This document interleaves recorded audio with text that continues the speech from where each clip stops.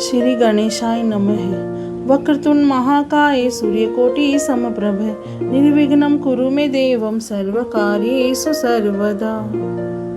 अब हम गणेश जी का नाम लेकर श्री गीता जी प्रारंभ करते हैं। ओम नमो भगवते वासुदेवाय। ओम श्री परमात्मने नमः। श्रीमद्भागवत गीता जी में छठा अध्याय प्रारंभ करते हैं। श्री भगवान बोले, जो पुरुष कर्म फल का आश्रय न लेकर करने योग्य कर्म करता है वह सन्यासी तथा योगी है, और केवल अग्नि का त्याग करने वाला सन्यासी नहीं है तथा केवल क्रियाओं का त्याग करने वाला योगी नहीं है। हे अर्जुन, जिसको सन्यास ऐसा कहते हैं उसी को तू योग जान, क्योंकि संकल्पों का त्याग न करने वाला कोई भी पुरुष योगी नहीं होता। योग में आरूढ़ होने की इच्छा वाले मननशील पुरुष के लिए योग की प्राप्ति में निष्काम भाव से कर्म करना ही हेतु कहा जाता है, और योगारूढ़ हो जाने पर उस योगारूढ़ पुरुष का जो सर्व संकल्पों का अभाव है वही कल्याण में हेतु कहा जाता है। जिस काल में न तो इंद्रियों के भोगों में और न कर्मों में ही आसक्त होता है, उस काल में सर्व संकल्पों का त्यागी पुरुष योगारूढ़ कहा जाता है। अपने द्वारा अपना संसार समुद्र से उद्धार करे और अपने को अधोगति में न डाले, क्योंकि यह मनुष्य आप ही तो अपना मित्र है और आप ही अपना शत्रु है। जिस जीवात्मा द्वारा मन और इंद्रियों सहित शरीर जीता हुआ है उस जीवात्मा का तो वह आप ही मित्र है, और जिसके द्वारा मन तथा इंद्रियों सहित शरीर नहीं जीता गया है उसके लिए वह आप ही शत्रु के सदृश शत्रुता में बरतता है।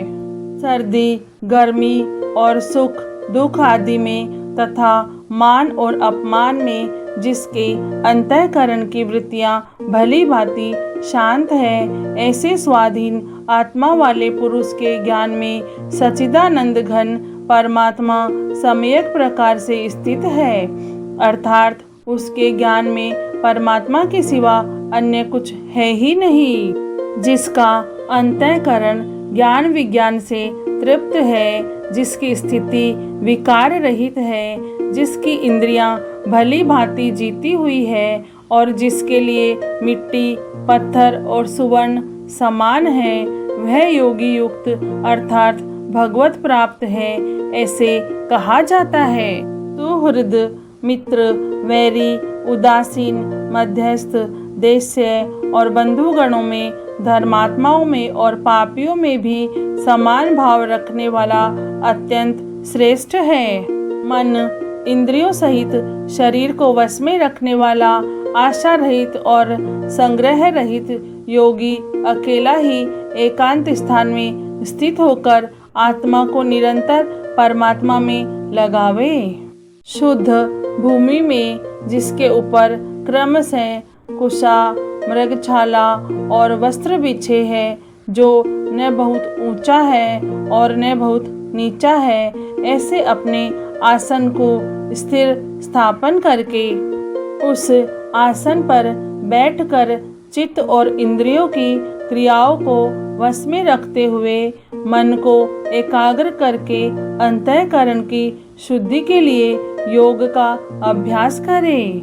काया, सिर और गले को समान एवं अचल धारण करके और स्थिर होकर अपनी नासिका के अग्रभाग पर दृष्टि जमाकर अन्य दिशाओं को न देखता हुआ ब्रह्मचारी के व्रत में स्थित भय रहित तथा भली भांति शांत अंतःकरण वाला सावधान योगी मन को रोक कर मुझ में चित्त वाला और मेरे परायण होकर स्थित होवे। वश में किए हुए मन वाला योगी इस प्रकार आत्मा को निरंतर मुझ परमेश्वर के स्वरूप में लगाता हुआ मुझ में रहने वाली परमानंद की पराकाष्ठा रूप शांति को प्राप्त होता है। हे अर्जुन, यह योग न तो बहुत खाने वाले का है, न बिल्कुल न खाने वाले का, न बहुत शयन करने के स्वभाव वाले का, और न सदा जागने वाले का ही सिद्ध होता है। दुखों का नाश करने वाला योग तो यथा योग्य आहार विहार करने वाले का, कर्मों में यथा योग्य चेष्टा करने वाले का और यथा योग्य सोने तथा जागने वाले का ही सिद्ध होता है।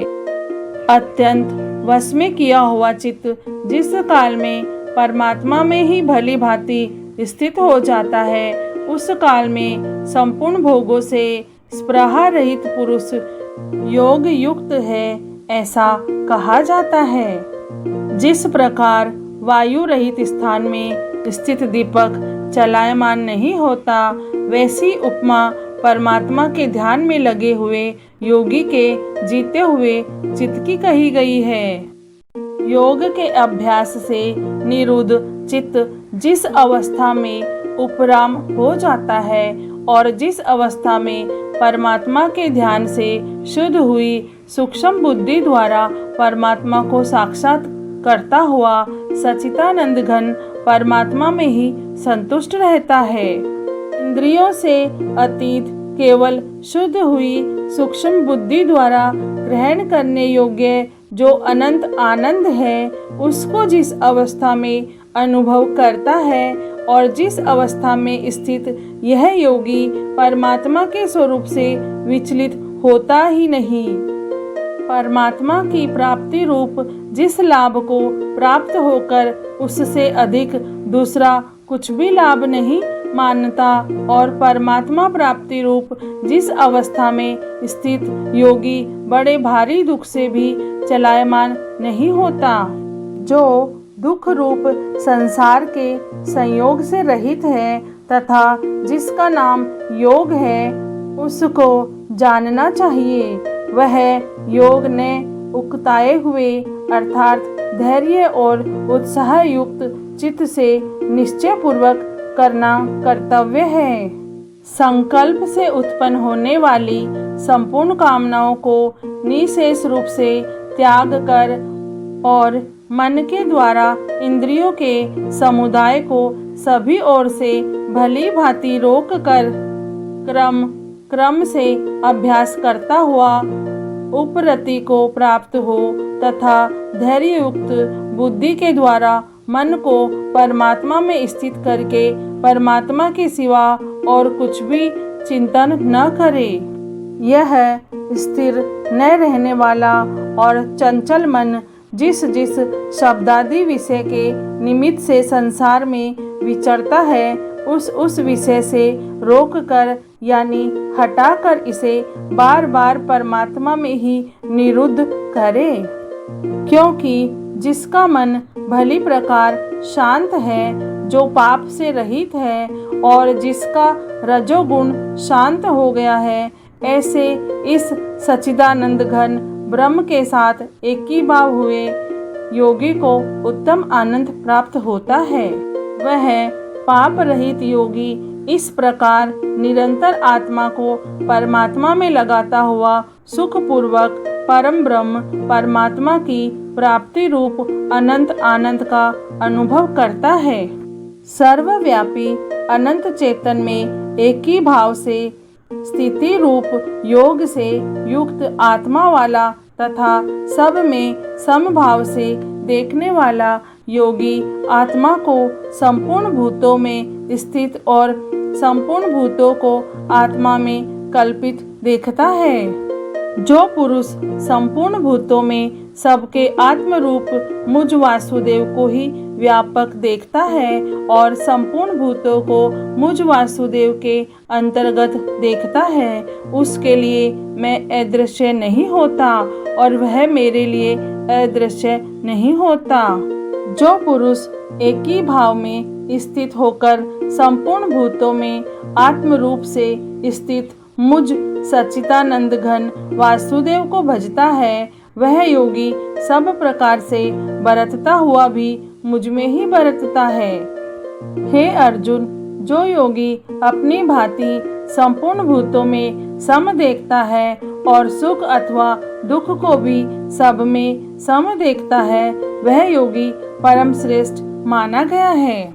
अर्जुन बोले, हे मधुसूदन, जो यह योग आपने समभाव से कहा है, मन के चंचल होने से मैं इसकी नित्य स्थिति को नहीं देखता हूँ, क्योंकि हे श्री कृष्ण, यह मन बड़ा चंचल प्रमथन स्वभाव वाला है, बड़ा दृढ़ और बलवान है। इसलिए उसका वश में करना मैं वायु को रोकने की भांति अत्यंत दुष्कर मानता हूँ। श्री भगवान बोले, हे महाभाव, निसंदेह मन चंचल और कठिनता से वश में होने वाला है, परंतु हे कुंती पुत्र अर्जुन, यह अभ्यास और वैराग्य से वश में होता है। जिसका मन वश में किया हुआ नहीं है, ऐसे पुरुष द्वारा योग दुष्प्राय है, और वश में किए हुए मन वाले प्रयत्नशील पुरुष द्वारा साधन से उसका प्राप्त होना सहज है। यह मेरा मत है। अर्जुन बोले, हे श्री कृष्ण, जो योग में श्रद्धा रखने वाला है किंतु संयमी नहीं है, इस कारण जिसका मन अंत काल में योग से विचलित हो गया है, ऐसा साधक योग की सिद्धि को अर्थात भगवत साक्षात्कार को न प्राप्त होकर किस गति को प्राप्त होता है? हे महाभाव, क्या वह भगवत प्राप्ति के मार्ग में मोहित और आश्रय रहित पुरुष छिन्न भिन्न बादल की भांति दोनों ओर से भ्रष्ट होकर नष्ट तो नहीं हो जाता? हे श्री कृष्ण, मेरे इस संशय को संपूर्ण रूप से छेदन करने के लिए आप ही योग्य है, क्योंकि आपके सिवा दूसरा इस संशय का छेदन करने वाला मिलना संभव नहीं है। श्री भगवान बोले, हे पार्थ, उस पुरुष का न तो इस लोक में नाश होता है और न परलोक में ही, क्योंकि हे प्यारे, आत्मा उद्धार के लिए अर्थात भगवत प्राप्ति के लिए कर्म करने वाला कोई भी मनुष्य दुर्गति को प्राप्त नहीं होता। योग भ्रष्ट पुरुष पुण्यवानों के लोकों को अर्थात स्वर्गादि उत्तम लोकों को प्राप्त होकर उनमें बहुत वर्षों तक निवास करके फिर शुद्ध आचरण वाले श्रीमान पुरुषों के घर में जन्म लेता है। अथवा वैराग्यवान पुरुष उन लोकों में न जाकर ज्ञानवान योगियों के ही कुल में जन्म लेता है, परंतु इस प्रकार का जो यह जन्म है, जो संसार में निसंदेह अत्यंत दुर्लभ है, हाँ, उस पहले शरीर में संग्रह किए हुए बुद्धि संयोग को अर्थात समबुद्धि रूप योग के संस्कारों को अनायास ही प्राप्त हो जाता है। और हे कुरुनंदन, उसके प्रभाव से वह फिर परमात्मा की प्राप्ति रूप सिद्धि के लिए पहले से ही बढ़कर प्रयत्न करता है। वह श्रीमानों के घर में जन्म लेने वाला योग भ्रष्ट पराधीन हुआ भी उस पहले के अभ्यास से ही निसंदेह भगवान की ओर आकर्षित किया जाता है, तथा समबुद्धि रूप योग का जिज्ञासु भी वेद में कहे हुए सकाम कर्मों के फलों का उल्लंघन कर जाता है। परंतु प्रयत्न पूर्वक अभ्यास करने वाला योगी तो पिछले अनेक जन्मों के संस्कार बल से इसी जन्म में संसिद्ध होकर संपूर्ण पापों से रहित होकर फिर तत्काल ही परम गति को प्राप्त हो जाता है। योगी तपस्वियों से श्रेष्ठ है, शास्त्र ज्ञानियों से भी श्रेष्ठ माना गया है, और सकाम कर्म करने वालों से भी योगी श्रेष्ठ है। इससे हे अर्जुन, तू योगी हो। संपूर्ण योगियों में भी जो श्रद्धावान योगी मुझ में लगे हुए अंतर आत्मा से मुझको निरंतर भजता है, वह योगी मुझे परम श्रेष्ठ मान्य है। श्रीमद् भागवत गीता जी का 6वां अध्याय पूर्ण हुआ। ओम नमो भगवते वासुदेवाय। जय श्री कृष्ण, जय श्री राम।